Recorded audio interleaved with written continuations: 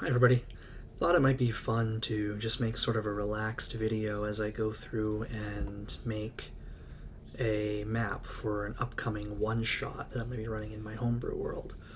My players are going to be going to the nest of dragons. They're going to be hired by a treasure hunter to figure out what happened to all of the metallic dragons, which have vanished from throughout the world. The chromatic dragons are out in herds still. I mean, you can find them all over the place, but the metallic dragons have all but vanished from the face of the earth. What the players are going to be trying to do is identify where the metallic dragons went. And one of the things they're going to identify is that the metallic dragons, which are good by nature, are hidden away in a place called the Dragon Soul Isles, where they are protecting the gemstone dragons. Now, the gemstone dragons are a creation that's been around for some time. I first read about them in the AD&D Monstrous Manual. You've got creatures such as the amethyst dragon and the crystal dragon. And so these are extremely rare dragons, and the way that the story is going to play out is that there's one egg left for each of them, and these eggs appear as gigantic crystal pillars, gemstone pillars, of whatever the particular gemstone type is. And the metallic dragons have seen such importance in the preservation and the protection of these eggs until they hatch that they have hidden themselves away as the responsible guardians for protecting those. So I'm going to jump right into it. I was thinking this week it just might be fun. We haven't posted videos in a while since COVID-19 started, to just make some relaxed dungeon mastery videos going through and building out each piece of this one-shot, starting with the maps. So I'm going to leap right into it. I use Incarnate for most of my map building. They have in beta right now the battle map creator. So that's what I'm in right now. Going to be jumping in and building the dungeon. My vision for the dungeon is going to be a three-floor, three-stage sort of ordeal where the players, when they get to the point of the dungeon, are going to be coming in from the top of a mountain and going into where the dungeon pockets are. And so we're going to be building the top layer of the mountain, which will be the first map that we do. We'll build the second layer of the mountain, which is going to be more of a cave system, and then the bottom layer, which will be the nest. The nest is where they will encounter these metallic dragons.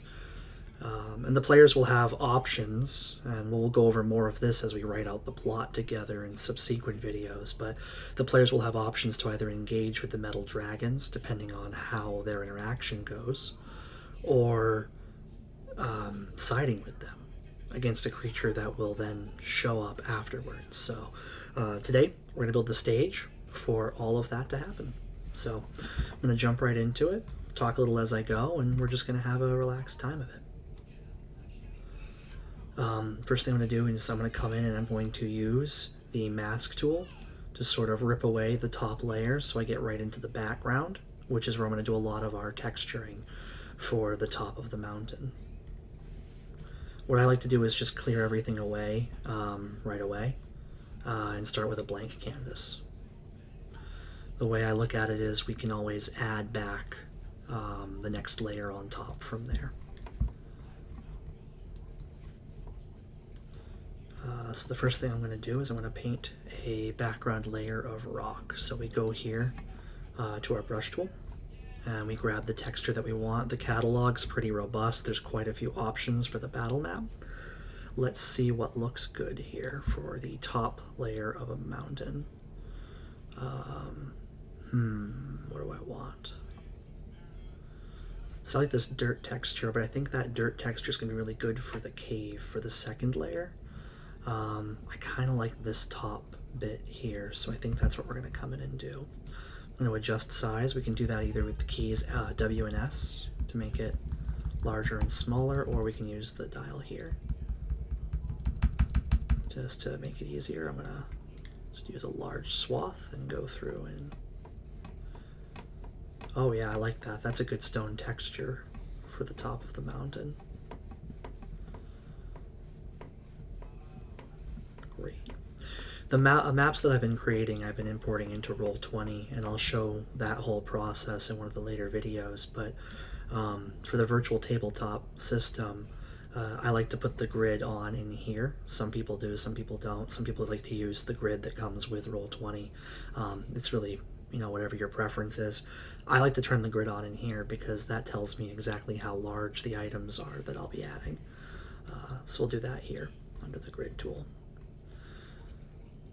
And then I think what I'd like to do is add some rocks right away, just to give it that kind of mountainous peak feel.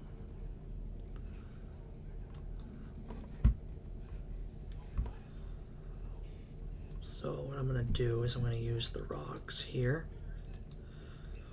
Now, if you didn't want to have it randomly selecting different kinds of rocks, you can uncheck the link here, and that will allow you to pick which of the 4 available rock textures that you want to use is. I just like the concept of being able to click once, drag my cursor up, and have it randomly apply a different rock as is available. And the real reason I'm doing that for this map is so that the players have a natural border line drawn at the edge of the map, and it's not just that the edge of the map is where things end. Give it sort of the rocky feel.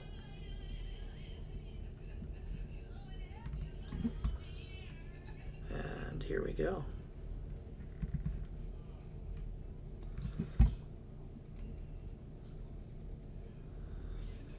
Now, the natural logical thing for players to say at this point will be, all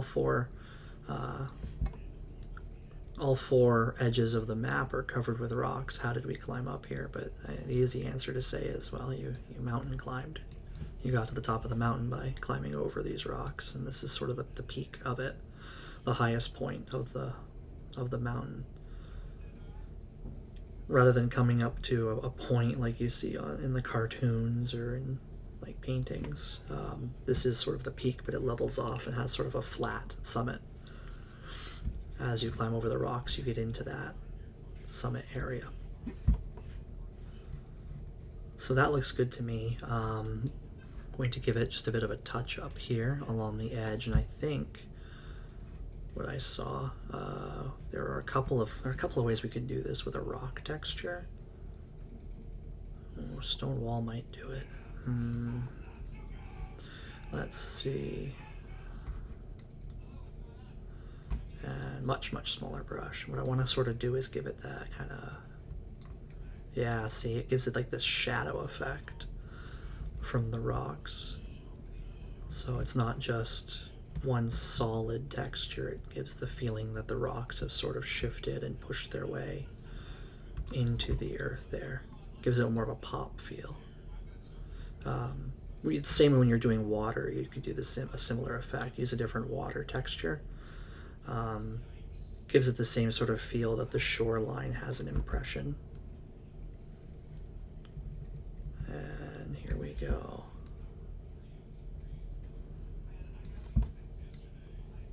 And there we are.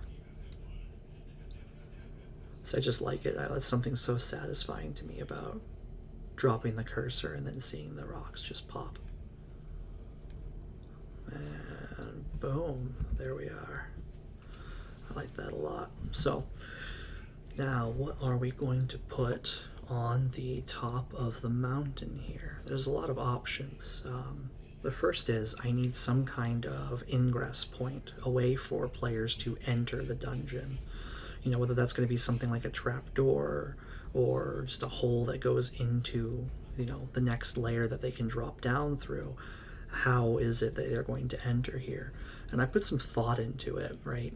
Dragons can shapeshift. They can change their size. They can change their form. So in my mind, having this be a disguised dungeon makes a lot of sense. You can put legend around, why the top of the mountain looks the way it does. And one of the things I was thinking of was to say there's a local village, and maybe in one of the plot hooks that we give the players, as part of this local village, there's a well. at the top of the nearby mountain, but the well went dry years ago, and make it a point of intrigue that maybe draws aspiring adventurers in to investigate. So we're going to put a well here in the center.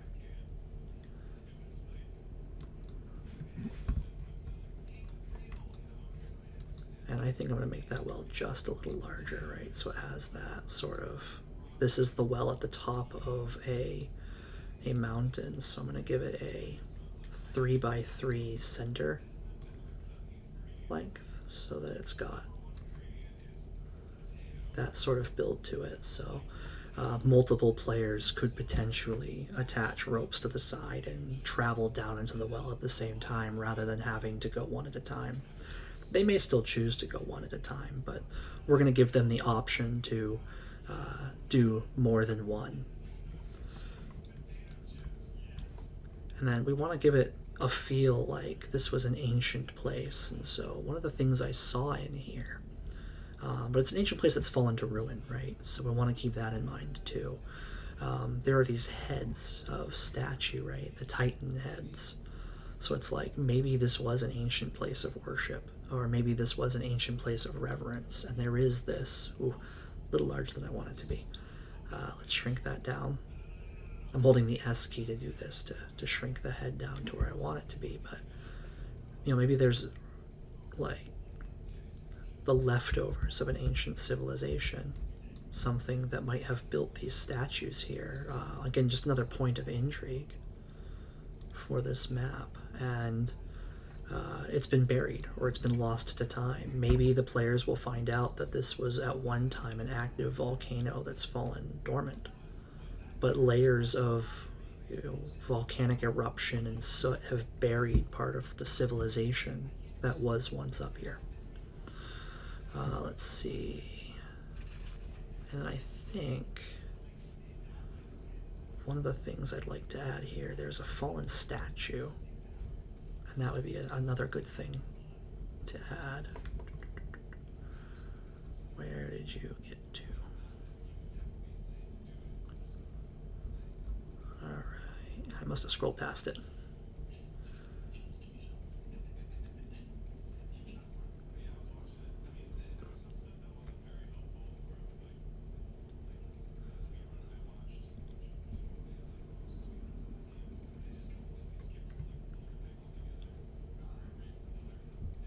Oh, there it is. So, broken statues. So we can throw one of those in here as well. And I think maybe off to the side here so that it's sort of discarded. And then just as we did before, I'm going to go back to my brush tool. We still have the same texture selected, and I'm just going to do a gentle line around each of these to show the impression. Again, the goal is to give it just a gentle pop with that shadow so that it has that sort of, the rock which has solidified around these has shifted over time under the weight of it and under natural erosion, things like weather patterns. It's a little detail, but I find it definitely helps. And there we go. And with the well, we'll do the same. Good enough. All right. And then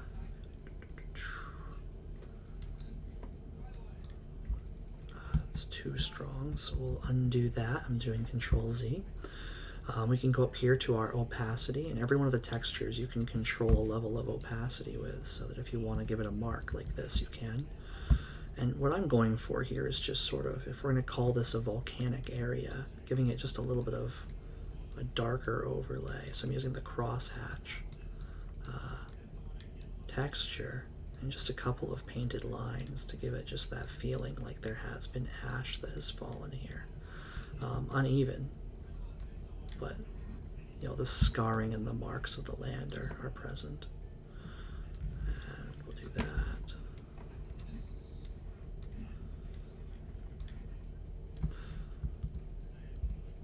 I don't think I like that. Let's undo it. I think what I'm going to try to do is just a larger brush and some more solid strokes.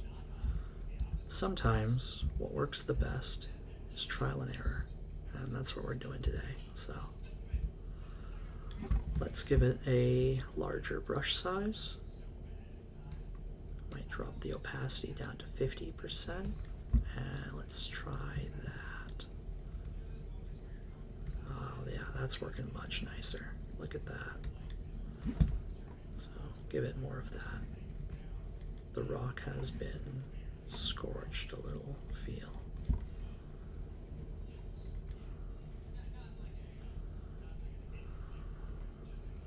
And pop. There we go. We darken it up in this corner just a bit.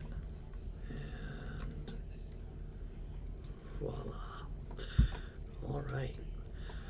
Now I think the last thing to do is to give some kind of thing that players can read or interact with, some kind of indication that there was this ancient civilization up here. But maybe just the tiniest bit of remnant. And so what I think I'm going to do is add, I want some kind of an alter effect. What I love about these textures is you can use them for more than one purpose. I mean, it's really up to the observer to interpret what they're looking at. So while this is a wall pillar, I think we can make this into more of an altar type situation. I accidentally created two, so let's get rid of the extra one. Farewell. And while I put this here, we'll put something on top of it, some kind of text, I think. And there's a couple of options for that in here. There's a ruined book, and I think that would be the perfect thing to put on top of here. Adds a couple points of intrigue at that point. You know, if the rest of this area has suffered so much ruin because of the volcano and its structure, how is this book here? It's obviously something that's been placed here recently. And so it shows that there's activity going on here in the top of the mountain. And so I think this is perfect for what we're looking for. This is really the ingress point. We've left a lot of open area down here for a combat encounter, while also building out, you know, that there was a civilization up here that had created sort of these advanced structures, these statues, these formations. And there's evidence that they existed. And who they were and what they stood for is something the players can choose to explore a little bit. Maybe it's not as important to the dungeon, but it adds flavor to the game, especially for those players that are really interested in the lore points of what they're looking at. So we're going to give our map a name. And so I'm going to call this the mountain top. And we're going to call this the map 1 Dragon Soul Isles, which is the name of our module. Save our details and save our map.